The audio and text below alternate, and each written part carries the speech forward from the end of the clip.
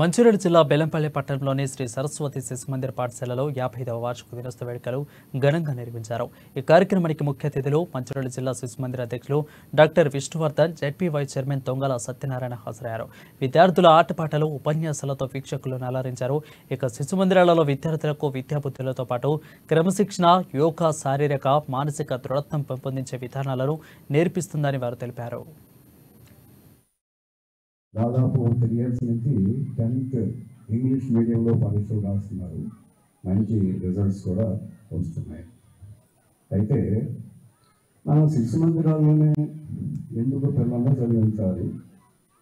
మంచి corporate schools ఉన్నాయి, government schools ఉన్నాయి, ఇంకెన్నో రకాల స్కూల్స్ ఉన్నాయి.